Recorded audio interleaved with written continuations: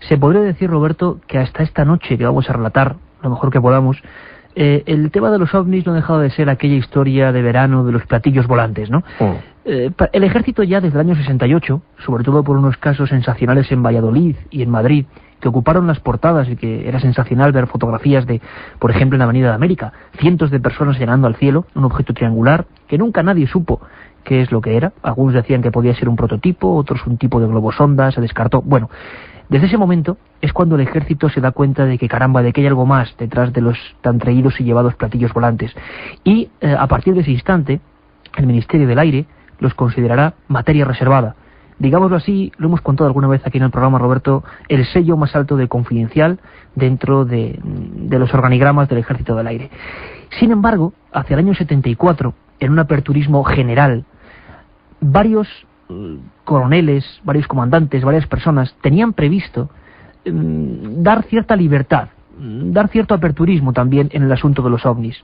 Y sin embargo, algo ocurrió entre las horas que van del 20 al 21 de marzo del año 74, fecha histórica. Yo hice un reportaje que lo llamaba más o menos La noche que cambió la historia, de estos temas por supuesto.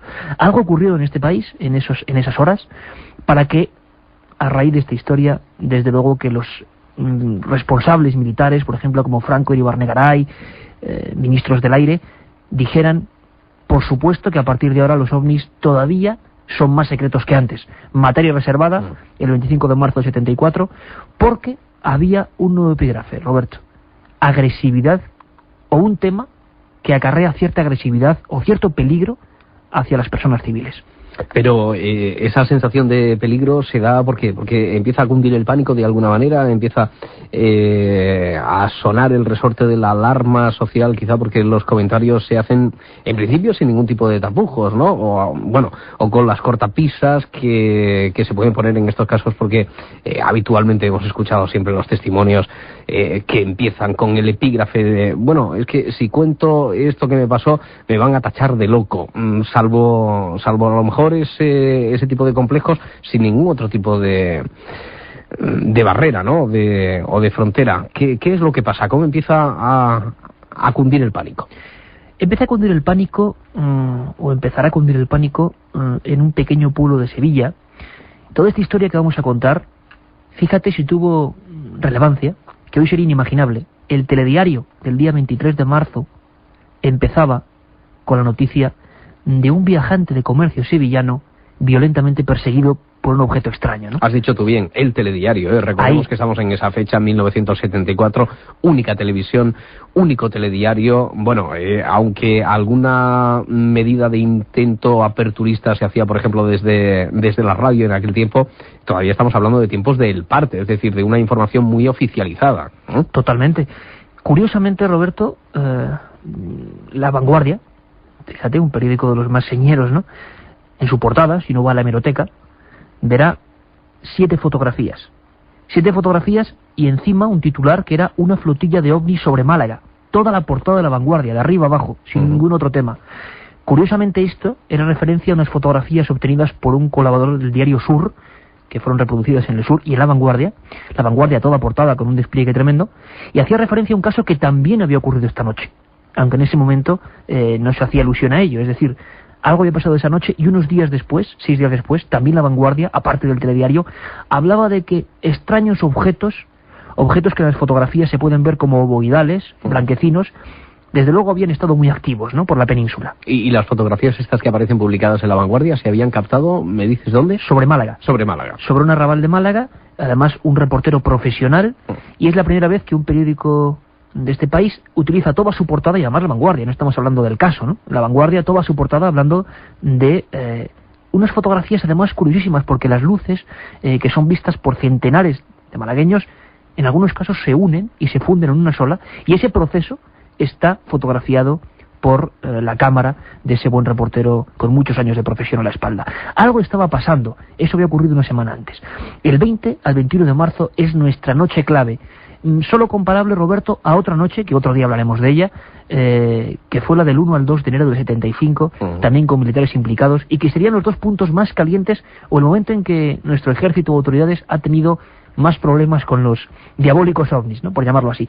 Pero todo empieza, si quieres que empecemos a hacer crónica de esta historia, en un apacible pueblo sevillano, una mañana de calor absoluto, son las 11, en pleno día, y el pueblo es Gerena, en la zona conocida como el Aljarafe sevillano. Hasta allí, en un viejo Dian 6, llega un viajante de comercio, Adrián Sánchez Sánchez. La verdad es que este hombre, sin ninguna preocupación por los ovnis, ni asuntos parecidos que además no estaban nada publicitados, ¿no? No estamos hablando como ahora que hay más información. Año 74, estos eran muy sutiles y muy de cuando en cuando noticias de verano a verano, ¿no? Y sin embargo, aquel hombre llega a Gerena con su cargamento, sus cajas para vender, y él se da cuenta de que, caramba, de que esa mañana no va a hacer mucha faena, y piensa dirigirse a otro lugar. Un lugar que es un pequeño pueblo llamado Castillo de las Guardas. Quizá haya gente que nos esté escuchando esta noche desde allí, y seguro que si hay gente recuerdan perfectamente la historia de Adrián, porque esta historia acabó siendo reproducida en informes no solo de la Guardia Civil, sino en informes extensísimos del Ejército del Aire que se dan a la luz 25 años después. Pues bien, Adrián Sánchez Sánchez va tranquilamente con su coche y se dirige por una carretera comarcal que da vueltas y revueltas, yo lo he recorrido varias veces, hacia Castillo de las Guardas.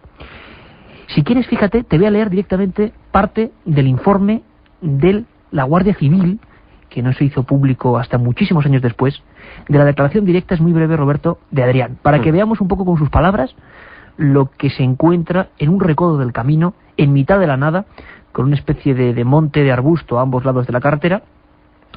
Y curiosamente, él dice lo siguiente: a eso de las 11, declara el testigo. 11 de la mañana. 11 de la mañana, sí, pleno día. Al tomar una curva, vi caer algo del cielo. Repentinamente me pareció ver que por el lado izquierdo algo se precipitaba contra el suelo. Son declaraciones punto por punto. El hecho de observar la escena por el rabillo del ojo me impidió fijarme bien. A mí, sinceramente, a primera vista, me pareció un aparato grande. Y me dije, Dios mío, si parece un avión. En aquel momento, Adrián Sánchez, viajante de comercio sevillano, 20 de marzo del 74, se piensa que ha habido un accidente aéreo. Un accidente de algo que se ha estrellado en el lado izquierdo de la carretera. Aquello, continúa, me pareció un gran hangar de los de aviación. Esa fue mi primera impresión. Era enorme, con una especie de puerta en su extremo. Me quedé quieto durante unos minutos preguntándome, ¿qué puede ser eso? Así empieza el informe que esa mañana redacta la Guardia Civil de Aznalcóllar, con un hombre absolutamente preso de un shock nervioso, como se le diagnostica el médico, absolutamente aterrorizado por lo que ha visto o por lo que ha vivido. Todavía nadie sabe lo que exactamente le había ocurrido en ese camino en pleno día, ¿no?, que ya es extraño. Lo que ocurre es que ese hombre, Adrián Sánchez, pensando, además humanitariamente, que caramba, que ha habido un accidente, un helicóptero, un avión, algo se ha estrellado, él abre la puerta de su Dian 6 y baja, una especie de terraplén, a ver qué ha ocurrido. Se queda como unos 100 metros del objeto. Y entonces se da cuenta de que aquello, desde luego, en los informes que luego adjunta la Guardia Civil y posteriormente el Ejército del Aire, adjunta una documentación muy curiosa, porque aquello era una forma ovalada, recordemos las fotos de Málaga, una forma ovalada, plateada, que brillaba con la acción del sol, que no tenía alas ni ruedas, dice el informe, y que permanecía unos 2 metros sobre un lecho de juncos y de matorrales. Y eso sí, Roberto, una especie de puerta más horizontal que vertical, negra, con aspecto de que aquello era un objeto hueco, ¿no?, un objeto con cierto volumen en su interior. Adrián Sánchez ahí se queda, vamos a decirlo así, un poco mosca, ¿no? Casi no sabe si recular de nuevo hacia su Dian 6 o quedarse ahí observando. Y en aquel momento, según reza el informe, 3 objetos de unos 9 metros de diámetro, discoidales, ovalados, perfectamente sólidos, perfectamente visibles a la luz del día, a tan solo 50 metros del testigo, llegan por detrás de una loma en absoluto silencio y van penetrando en esa especie de hangar. Por supuesto que la observación es absurda, como muchos de los grandes casos, para mí reales, del fenómeno ovni. Este hombre no tiene otra cosa más que inventarse semejante historia. Adrián Sánchez, entonces, cuando se da cuenta de que aquello no es normal, de aquellas formas no son habituales, y lo que hace es, lógicamente, empezar a subir por ese terraplén hacia la puerta de su coche, que estaba con el contacto dado. No había personas, no había ruidos, no había nadie, aquello no era ningún accidente. Y curiosamente él se fija en que el último de los discos, de los platillos, de los objetos independientes de ese hangar, de esa nave, va a entrar y se queda fuera. Y acto seguido empieza a ir hacia su coche. empieza a avanzar en completo silencio en esa mañana en un lugar que aseguro a la audiencia que es totalmente solitario hacia el coche de esta persona. Imagínate cuando esta persona se sube al coche y se le cala, no arranca. Es cuando empieza el pánico absoluto en un hombre de cultura media, con inquietudes medias y que jamás había mostrado ningún interés por el fenómeno de los ovnis. Dice que hay un momento en que nos dijo que no sabe si salir del coche, si tirarse al suelo, si ponerse cuerpo a tierra, porque aquello va directamente a rumbo de colisión hacia su vehículo. Y por fortuna, o no sabemos si por desgracia también, el contacto puede entrar la llave por fin y aquel motor arranca. Y ahí se inicia una persecución, una especie de carrera frenética que dura 17 kilómetros, según los informes oficiales, que es este coche que no se cruza en ningún momento. Fíjate qué dato más curioso, Roberto, porque es un dato que se repite en montones de encuentros con ovnis. En ningún momento aparece ningún otro coche en otra dirección, ningún camión, ninguna persona. Es en una carretera comarcal, en plena mañana, absolutamente solitaria, y un disco que se pone detrás, pero justamente detrás del coche de Adrián Sánchez Sánchez. Es tal su pánico que dice que a más de 110 kilómetros por hora, él mete el pie a fondo del acelerador, a punto de estrellarse varias veces en las curvas y recurvas de esa carretera. Sí, recordemos que es una carretera, como tú te has encargado de subrayar, una carretera comarcal, que estamos hablando de un prototipo de Dian 6, ¿no? Y lógicamente 110 kilómetros por hora pues es toda la velocidad que le puede imprimir a ese vehículo el asustado Adrián Sánchez, ¿no? En esas circunstancias. Exacto, y además que bueno, que es una velocidad fratricida, ¿no? En ese lugar. Curiosamente él dice que detrás del digamos espejo retrovisor está viendo perfectamente ese disco. Ese disco pulido, sin ningún tipo de abertura, algo más achatado por la parte inferior. ¿Que le va siguiendo siempre a la misma distancia? Le va siguiendo a la misma distancia hasta que en un momento, muy cerquita del cruce que va hacia Castillo de las Guardas, le pasa por encima, él se agacha instintivamente, no sabe si sacar la mano por la ventanilla, llega a comentar para decir que es amigo, que está aterrorizado. Él en ningún momento piensa en marcianos, cuidado, ni en extraterrestres. Y todo eso en absoluto silencio, que es otra de las constantes también cuando se habla así de testimonios relativamente próximos, ¿no? A esa especie de objetos misteriosos. Has dicho dos claves importantes que seguro que la audiencia nos ha oído escuchar en otras ocasiones. Silencio absoluto, y no nos encontramos con nadie en todo lo que es la experiencia. Esto es mucho más profundo de lo que parece. Otra cosa, que en este caso vuelve a ocurrir. En el tiempo en que Adrián Sánchez está fuera de su coche observando ese extraño hangar con los discos entrando, no se escucha nada. En plena mañana, con sol, no se escucha ni un insecto, ni un pájaro, nada. Y estos tres temas los he escuchado, Roberto, tantas veces, los he grabado en bocas de personas tan diferentes y en diferentes países tantas veces. Es como si el entorno, y hay cada uno que piense lo que quiera, se deformase. Ya, pero a eso se le ha intentado dar algún tipo de explicación, buscando todos los testimonios, encontrando esa constante, lo del silencio, e incluyendo en el silencio, pues la soledad y la quietud más absoluta. No se cruza con nadie, como si hubiera entrado dentro del mismo espacio pero en otra dimensión, no sé, algo extraño. ¿Se le ha intentado dar alguna explicación científica, física o de alguna forma? Pues algún día habría que hablar de ello, Roberto, porque las explicaciones, los intentos de dar hipótesis han sido muchos, ¿no? Porque desde los años 50 en Francia, la propia policía, el GEPAN, comisiones policiales y militares francesas que investigan por vez primera el tema de los ovnis, se dan cuenta de que cada 10 testigos, 8 hablan de ese silencio y de esa quietud total de la naturaleza y de que no se encuentran con nadie. Es una experiencia que incluso parece algo onírico, ¿no? Es una experiencia que solo atañe al testigo, y está claro que ese objeto, sea lo que sea, que yo no sé lo que es, está sabiendo que está espantando de ese lugar a ese testigo. Sí, por eso digo que no sé muy bien yo si esa constante después se ha intentado argumentar como una clave para pensar que en realidad ha entrado en una dimensión pero más mental que otra cosa, ¿no? Sí. El espectador, supuesto, de eso que él ve como una realidad. Sí, ha habido muchas teorías, no nos podemos quedar tampoco con ninguna, pero incluso en varios científicos franceses y españoles, en algún momento, hablaban de una especie de teoría parecida, hablando un poco en castizo, al teatro de Guiñol, ¿no? A una especie de representación extraña delante de un testigo, que no sabemos ni por qué se hace, ni a qué conduce, ni qué significa, pero que la sensación que acaba teniendo el testigo es que se representa una especie de función delante de él con algún motivo. En este caso Adrián va a tener una sensación muy clara, que luego declarará él mismo ante la policía, ante la Guardia Civil, que es que aquello, sea lo que sea, quería que me fuese de allí. Quería que yo escapase de ese lugar. Y vaya si lo consigue, porque el objeto, 17 kilómetros en estas circunstancias son un tiempo eterno. Hay varias pasadas del objeto discoidal por encima del Dian 6 de Adrián Sánchez, que llega a agacharse, como decimos, pensando que aquello va a rascar contra el techo. Y lo que hacía ese objeto, que era lo que más miedo le daba a Adrián, es que se quedaba adelantado, se giraba un poco hacia el lado izquierdo y luego volvía a ponerse detrás.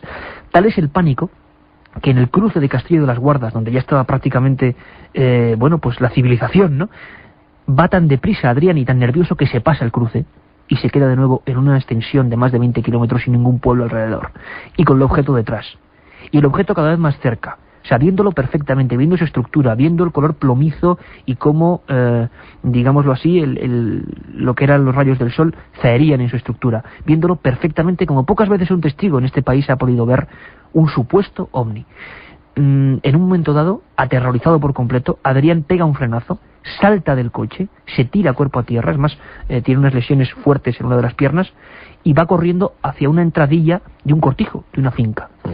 Él, tan aterrorizado está que no sabe si el objeto ha quedado allí, junto a su coche, si sigue allí, si no está, y lo que es cierto es que hay dos testimonios, dos personas de ese cortijo, que acogen a un aterrorizado Adrián Sánchez, llorando, balbuceando, golpeando con los dos puños en la puerta de ese cortijo y diciendo: madre mía, que vienen a por mí. Es una circunstancia muy curiosa porque esta misma escena se vivirá 2 años después en Benacazón. Algún día hablaremos de ese caso, un caso también muy espectacular, de un hombre golpeando, esta vez en plena madrugada, llorando de miedo por un objeto que le perseguía. ¿Añaden algo más los testimonios de ese cortijo que acogen ahí a Adrián, o no? Lo único que ven es la reacción de quien va a pedir auxilio. Añaden, es un cortijo bastante grande, tardan unos casi minutos en llegar hasta él, y se dan cuenta de que un objeto parecido a una estrella en pleno día se aleja en dirección, o sea, como si volviese otra vez hacia la zona donde había ocurrido todo. Son dos testimonios importantes, ¿no? Porque algo han visto. Pero es una zona tan solitaria que hay que decir, hay que poner siempre los puntos sobre las is, que nadie más, porque es raro, siempre en casos que contamos aquí, solemos darle importancia a testigos en pueblos, en lugares que lo han visto a la vez. Aquí no lo ve nadie, pero es que la zona donde ocurren estos hechos es absolutamente deshabitada. Es una zona muy caliente, en el Aljarafe sevillano ha habido decenas de casos. El primer investigador español, lo doy como pequeño apunte, ¿no? Era un profesor, un maestro de escuela, llamado Manuel Osuna, que es el único ufólogo que tiene la calle municipal del pueblo con su nombre, un hombre que estuvo 50 años, libreta en mano, cuando nadie sabía de estos temas, años 30, 40, 50, sacando testimonios de personas que en el Aljarafe sevillano habían tenido encuentro no solo con ovnis, sino con sus supuestos tripulantes. Algún día hablaremos de ese archivo de Osuna. Yo tengo en mi casa casos de ese archivo francamente sensacionales. O sea, estamos en una zona, Roberto, ya caliente. Sin embargo, Adrián nunca ha tenido mayor, digamos, interés por estos temas, y la Guardia Civil le encuentra aterrorizado. El médico le diagnostica un shock nervioso profundo, un estado de histeria total, y fíjate el detalle. En el propio informe dice que hubo de venir varios números de la Guardia Civil para volver al lugar de los hechos.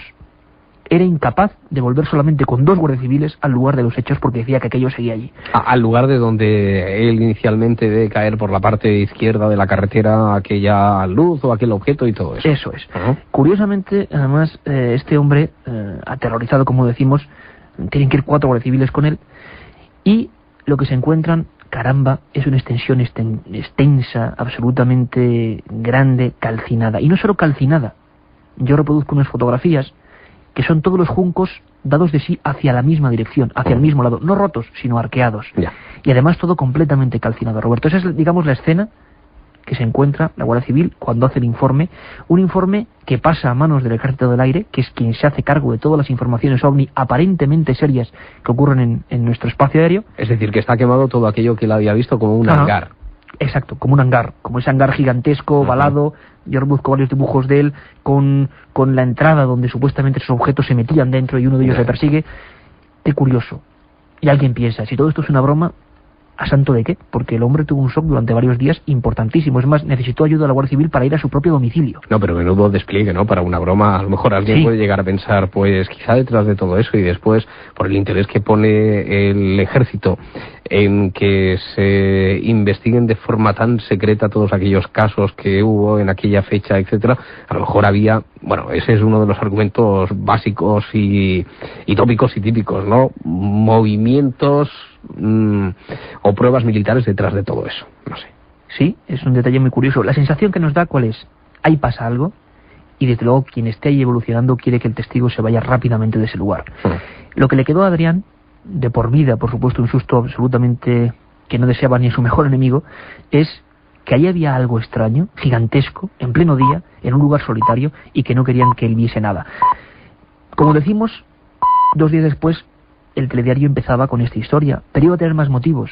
No lo sabía Adrián, no lo sabía casi nadie, pero esa misma noche iba a ocurrir. Vamos a mostrar, Roberto, documentos absolutamente exclusivos y para mí periodísticamente tremendos. Espero que se escuchen bien. Antonio Bravo ha hecho lo imposible para que se escuchen más o menos bien estos cortes, sacados grabadora en mano, de la historia, una de las más sobrecogedoras que yo he escuchado con el tema OVNI en España, con nombres y apellidos como siempre en este programa, Roberto, y que ocurre unas horas después, sin que, por supuesto, ni el protagonista de estos hechos ni Adrián supieran nada el uno del otro. Esa misma noche ocurre también aquí en España. Salamanca. Concretamente, Roberto, la Sierra de Béjar.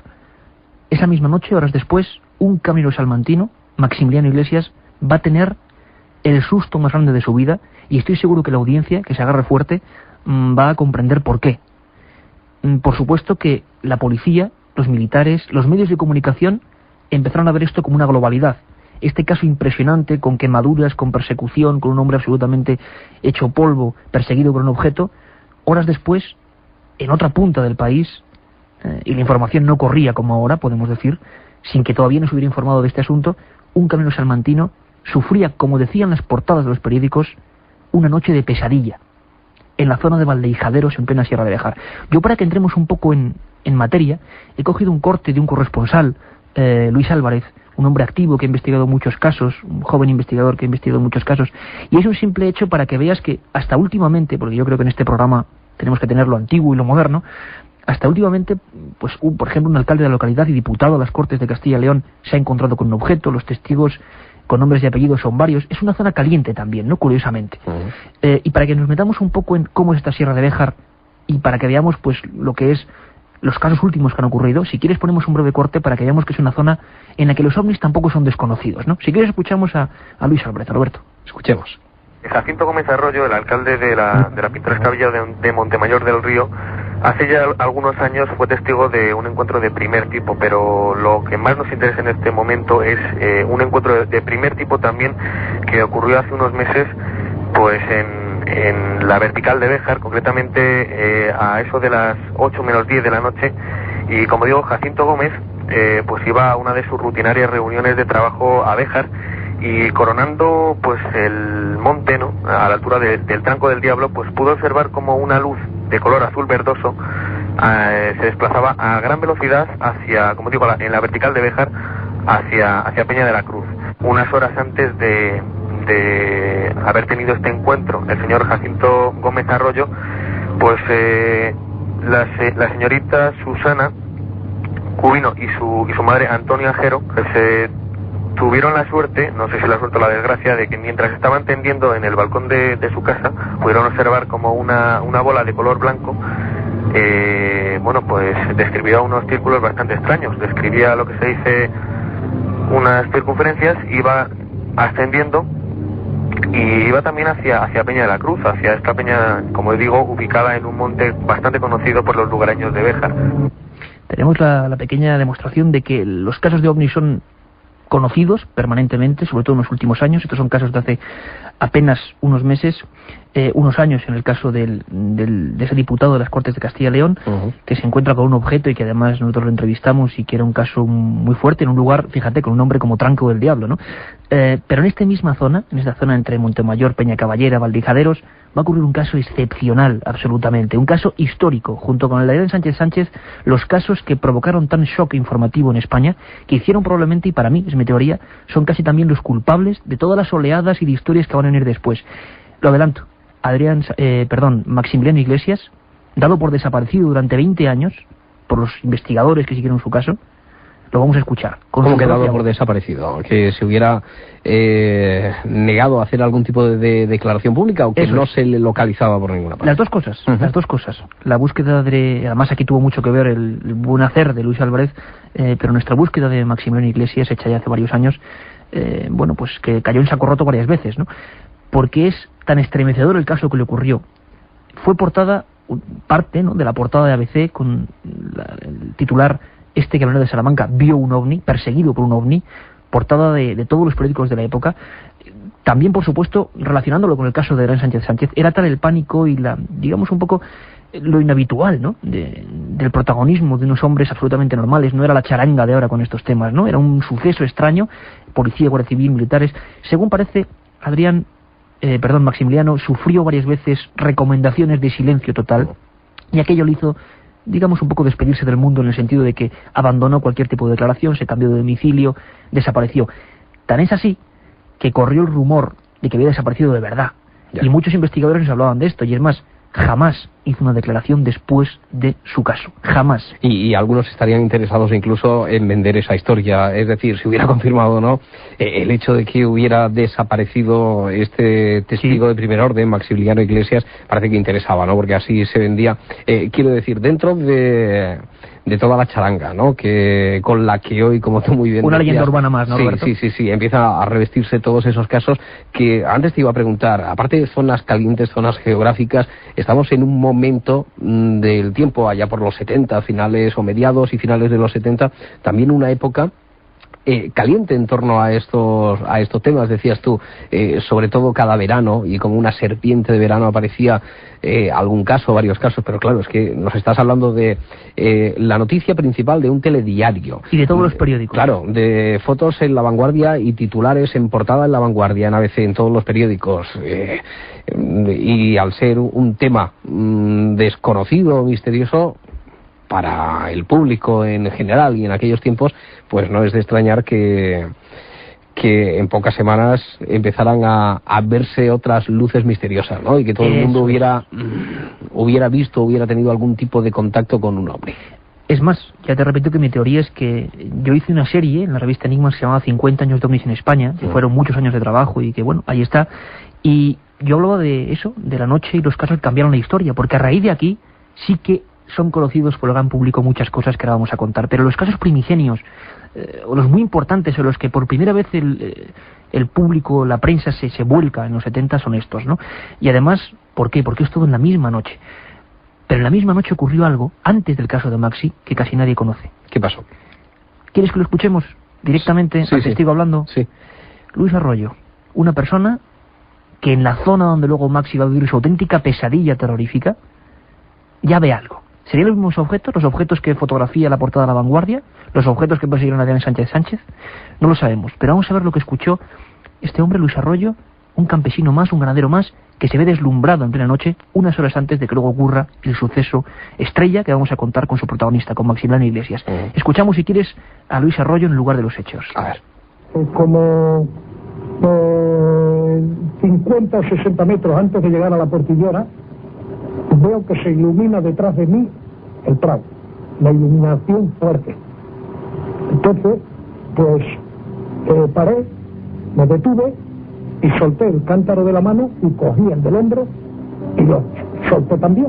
Y me volví para atrás a ver de dónde provenía esa iluminación. Y en ese momento, al volver la cabeza hacia atrás, desapareció la iluminación y nada más vi dos estrellas, una blanca y otra roja, a la velocidad de una estrella fugaz que se ocultó en la Sierra de Beja. Un preludio puede ser.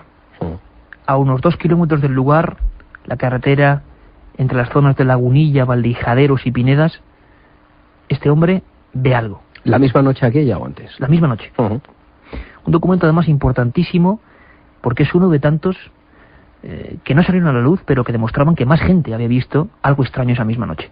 Y esa noche, titulares pues como La Gaceta del Norte, Ya, Pueblo, ABC, hablaban de noche de pesadilla, perseguido por extraños seres, la odisea de un camionero salmantino, todo tipo de titulares por una historia que es un clásico de nuestra ufología, pero te aseguro que nadie ha escuchado a ese protagonista.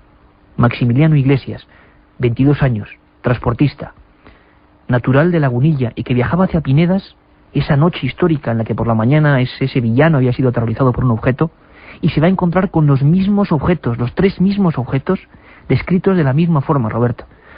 que le paraban el paso en plena madrugada en la zona de la Sierra de Béjar. Él trabajaba, nos lo va a contar, para la empresa de construcción de Aquilino Garrido Bernal, gente de una pieza, gente, te aseguro, absolutamente noble, que se vieron aterrorizados, que hubo batidas con escopetas, porque algo muy extraño pasó.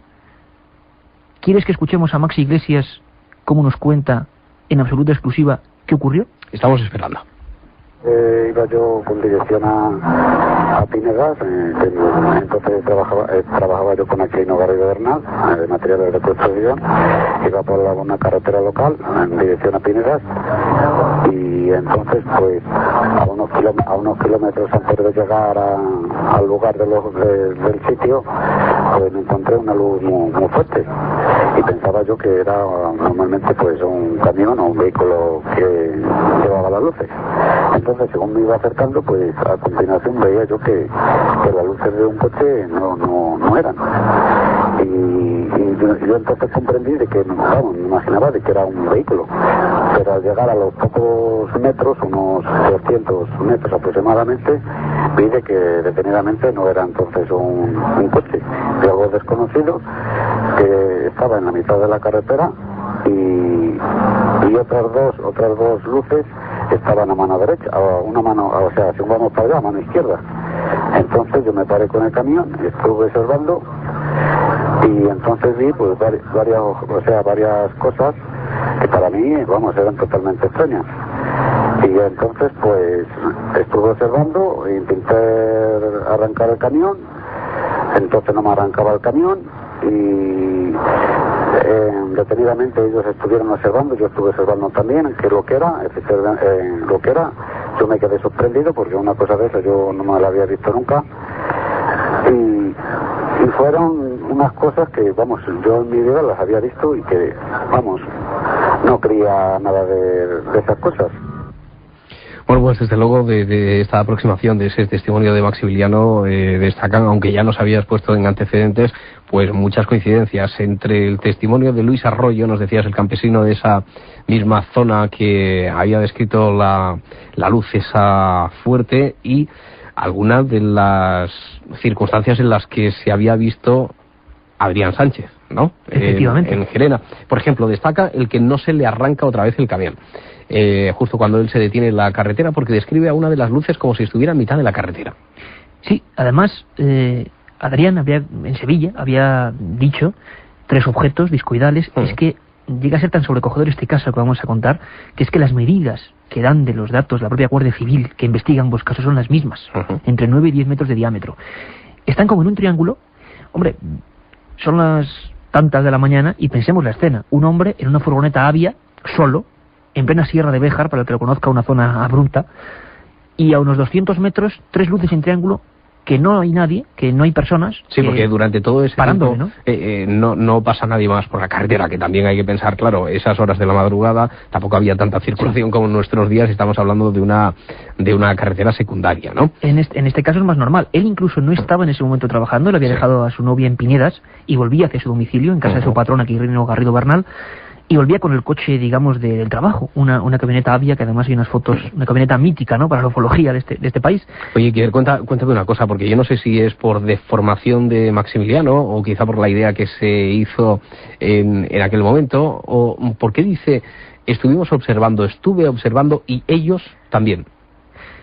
Qué curioso, Roberto, eres un águila, porque realmente es lo que yo también estaba pensando, y me he quedado ahora escuchando el corte, porque él ya sabe lo que le va a ocurrir, él sabe que eso tiene cierta voluntad, ¿no? Es decir, que nos hemos adelantado entonces. Sí, no, pero realmente... Bien, que él ya está condicionado porque no por lo que piensa. Él sabe lo que va a pasar. Bien.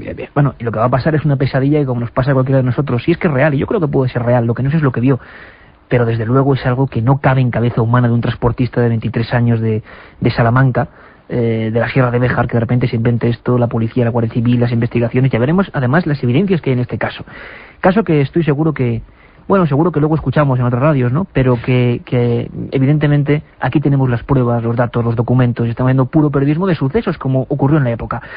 Ese hombre en su Avia, que se le cala delante de aquellas 3 luces, que está el hombre, por no decir otra palabra, acongojado, ¿no?, y metido en el camión, y aquellas 3 luces que dan la impresión de que le paran. Ocurre algo, si cabe, más terrible, ¿no?, en aquel ambiente, en aquel lugar. ¿Aparecen ellos? Ellos. Aparecen 3 figuras, y podemos hablar del primer caso de supuestos tripulantes de ovnis, entre comillas, sean lo que sean, que copa todas las portadas, por supuesto las locales y regionales, y luego las nacionales, ¿no? 3 seres de más de 2 metros, con una especie de... o parecían ir desnudos o con un traje finísimo, de un aspecto grisáceo, que incluso tapaba hasta el pelo, es decir, quedaba solo la circunferencia de la cara. Veamos un poco lo que debió vivir este camionero, ¿no? Él abre la puerta del camión porque no sabe qué hacer y ve que 3 seres se le van aproximando o le señalan. 3 figuras en mitad de esas 3 luces que ya identifica como 3 discos. Que sale, él no ve muy bien por dónde salen, quiero decir que entre lo deslumbrado que está por aquella potente luz, aparecen de allí, como de la nebulosa o de la luz esta, aparecen los 3 seres estos. Detalle clave, no solo en este caso, en la mayoría de casos de objetos hay una cosa que no casa, Roberto, que es muy curioso que lo preguntas además. ¿Por qué? Porque muchos de los objetos que se describen, como tú bien sabrás, es que no hay aberturas, no hay puertas, pero cuando aparecen supuestos tripulantes, que desde luego hay muy pocos casos, y muy pocos casos yo creo que serios, ¿no? Estamos hablando de cosas que causaron un trauma en la persona. La descripción es que aparecen de repente, no es que salgan de ningún sitio, aparecen de repente, pero es que esto ocurre pues en Escalante, Santander, en el caso de en miles de casos, ¿no? Aparecen repentinamente unas figuras que cada uno piense lo que quiera, no hay nadie. De nuevo Maxi se da cuenta de que la naturaleza nocturna, que es bien ruidosa, ha callado absolutamente, y que enfrente de su camión, que ha quedado como con las luces encendidas, con el motor que no se enciende, él se baja por la puerta del conductor y se queda con una mano en la puerta del conductor observando aquellas 3 figuras que producen una especie como de ruido entre ellos, no sabemos si es un idioma o algo que están hablando, y que se van acercando. Figuras corpulentas, absolutamente ceñidas por ese mono, fueran lo que fueran, luego haremos varias teorías, y que van caminando hacia él. ¿Le escuchamos? Sí. Personas que, para mí, eran algo desconocido, más o menos eran más altos que nosotros aproximadamente, trabajaban como si estuvieran trabajando o analizando con herramientas que yo en mi vida las había visto, y para mí me quedé algo sorprendido de que aquello no era normal. Maxi Iglesias, que nunca había confesado, por supuesto ante radio, ni siquiera la televisión pudo hablar con él, por el miedo absoluto que tenía, y lo único que fueron varios reportajes de la noticia, además proporcionada por la propia Guardia Civil, y unas declaraciones al día después a ABC y a la Gaceta del Norte. Pues bien, Maxi con su voz no está desaparecido, han pasado 25 años pero no está desaparecido, nos cuenta cómo esos seres, sean lo que sean, han aparecido en mitad de la carretera. Como si estuvieran... otra de las posibilidades a lo mejor es que aquellas luces, fueran lo que fuera, ya estaban allí, porque él no las vio como si vinieran de una altura superior, ¿no?, del cielo, y se posaran allí, no, sino estaban que allí, cuando las vio ya estaban allí, y que aquellos seres que tan misteriosamente aparecen así de repente, porque no los ve bajar de ningún sitio, de ninguna lanzadera ni nada, pues él describe como si estuvieran allí analizando con algunas herramientas misteriosas también para él. Luego hablaremos de las herramientas, porque es curiosísimo además, no solo las herramientas, sino lo que queda en el terreno. Lo más increíble es que Maxi, claro, ¿qué haríamos cada uno de nosotros? Yo no sé, ¿no? Los miles de personas que nos están escuchando, cada uno tendría una teoría. Pero Maxi no quiso seguir arrancando el motor y salió campo a través. También hay que tener un poco la sangre fría y hay que pensar. Yo me he recorrido muchas veces ese camino, he estado en el punto exacto donde se paró Maxi con su camión, junto al compañero Luis Álvarez, y la verdad es que es tremendo el paraje, el lugar, en plena madrugada, y con esas circunstancias es que fue así. Pero creo que es imprevisible, ¿no?, el pavor, claro, lo que nos puede llegar a hacer, porque a lo mejor era más peligroso ahí campo a través, con esa oscuridad, sí, o quedarte, adentrarse como sí. O quedarte dentro de la cabina del camión, ¿no? Pero aquellos seres empiezan a caminar hacia él, hacia él.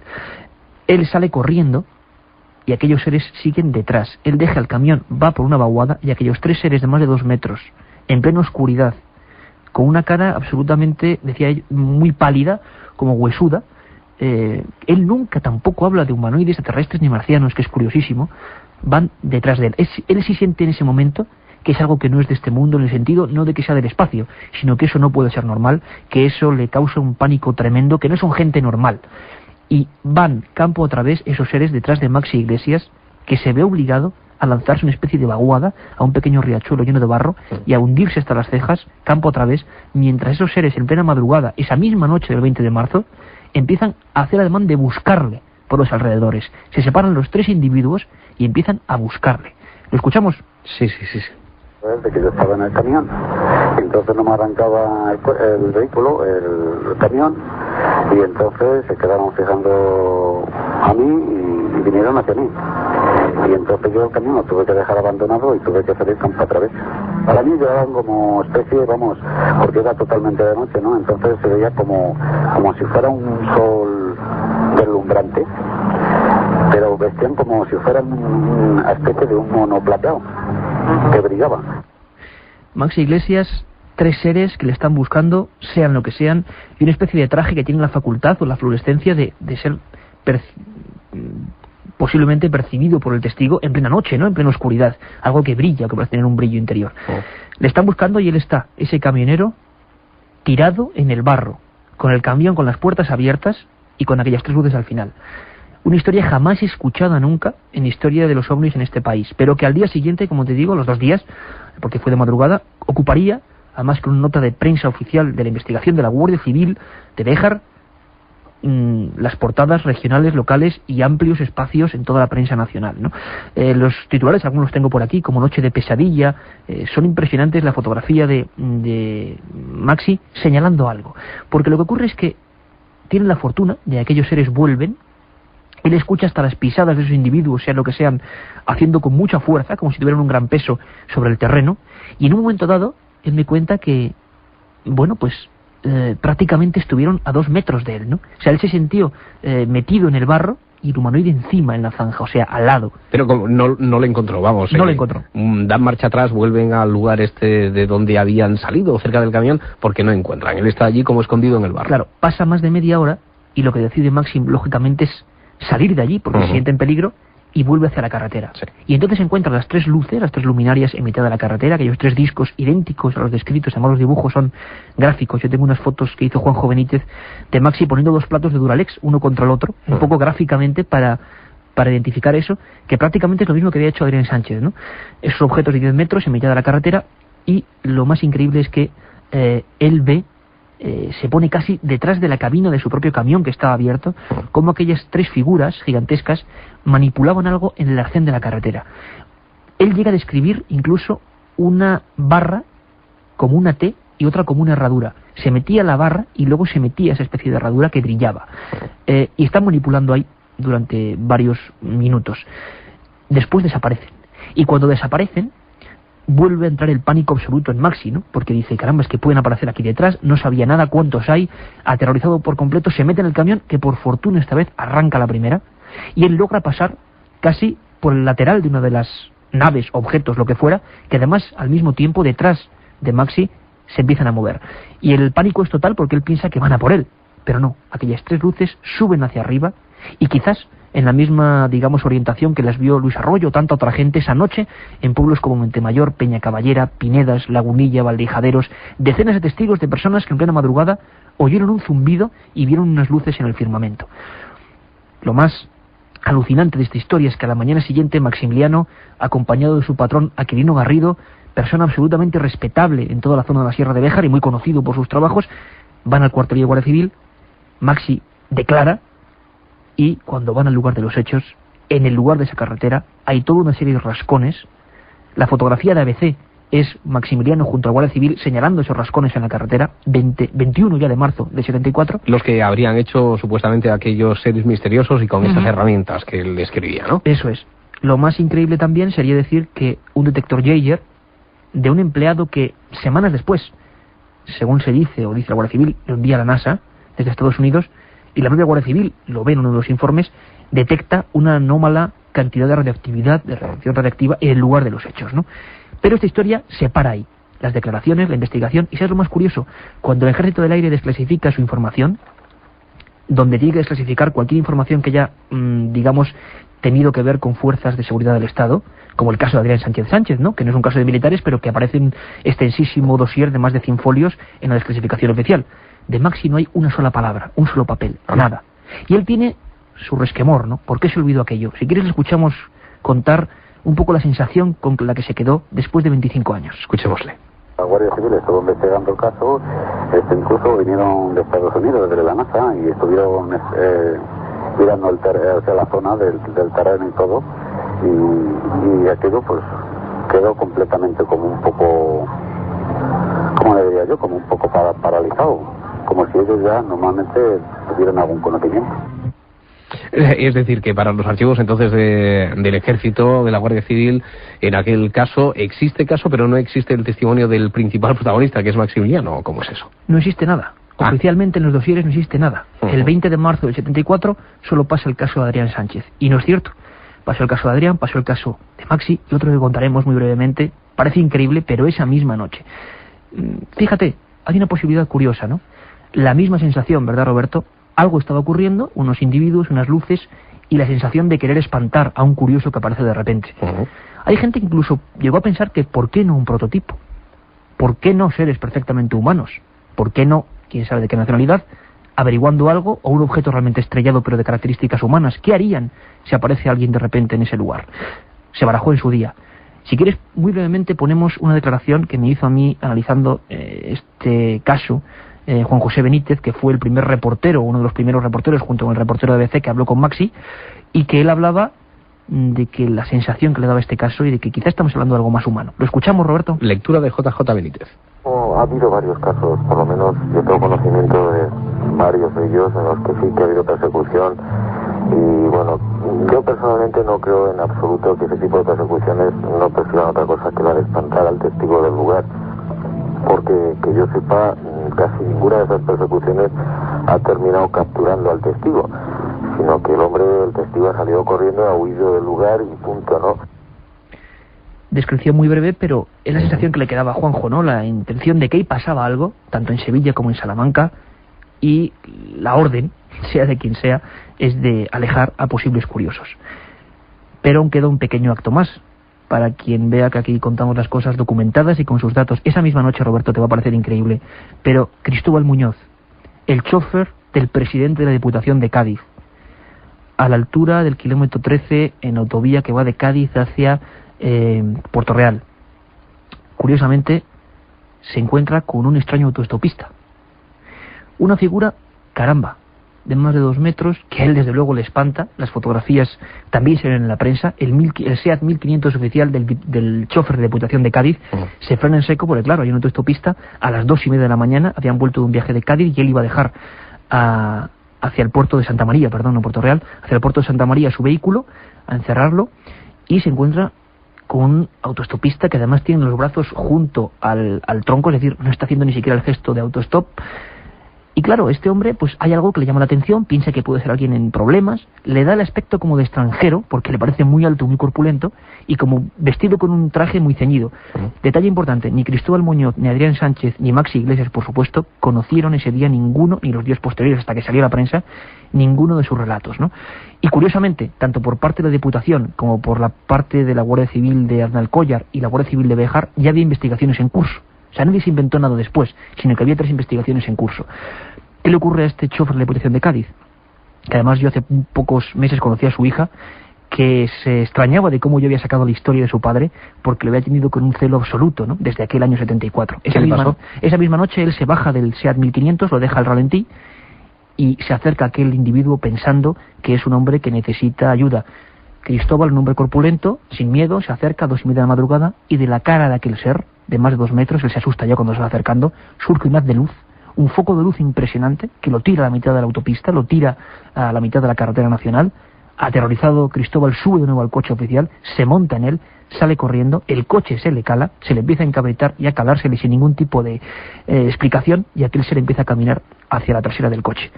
Gracias a Dios, Cristóbal Muñoz, durante muchísimos años chofer del presidente de la Diputación de Cádiz, pudo salir corriendo, accionó el acelerador, y aquel hombre, sea quien sea, de más de 2 metros, esa misma noche de estos casos, quedó allí.